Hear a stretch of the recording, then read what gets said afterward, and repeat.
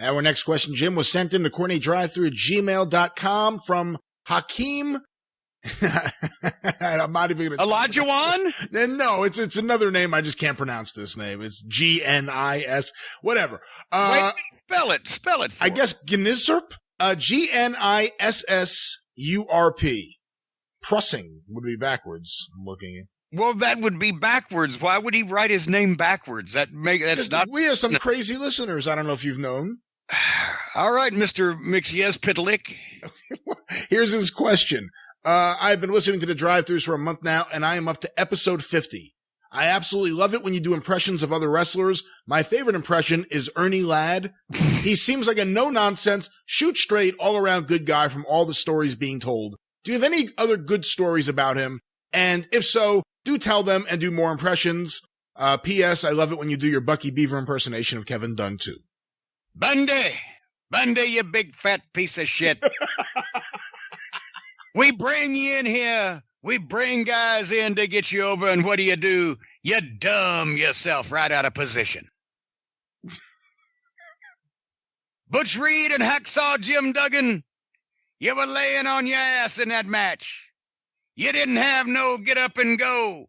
You were stealing from Mid-South Wrestling. When they gave you your paycheck, you should be ashamed of yourself. You should consider yourself a robber and a thief because you stole from Mid-South Wrestling with that match. Oh, it was fun, but it was all, whatever he said, obviously, besides the fact that you said yes, sir, and attempted to correct those discrepancies. It was always fucking true and funny at the same time. And I was fucking moaning one night. I was getting my head shaved in New Orleans. I'd rather got it shaved in Houston, as we've gone over on the program.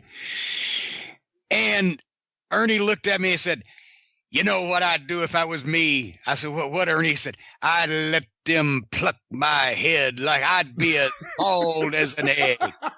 I'd let them pluck us more heat for you. Let them pluck you right down and be slick as an egg. It'll be heat." And I'm like, yeah, it'll fucking, basically I'm thinking I'm 22 years old and I'm in on the road every night in Mid-South Wrestling. I'm thinking I'm going to be bald. This is going to kill my fucking pussy for 2 fucking months. I'm going to have to fuck around with a mask on, right? It was coming into play there. The vanity situation. But yeah, I'd let them pluck me like I'd be bald as an egg, just be slick as a baby's bottom. The saddest thing about his run in '84 in Mid-South is that he got rid of the mustache and the fro, and that totally changed his look.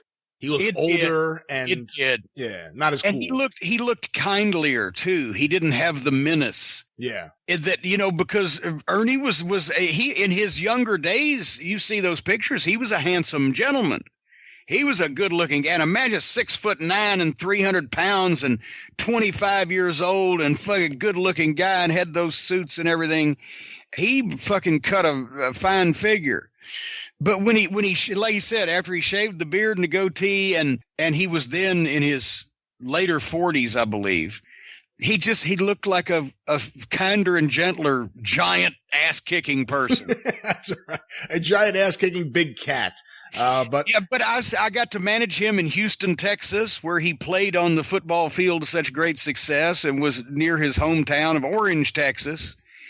But I got to manage him in Houston. I got to manage him in Tulsa and Oak City.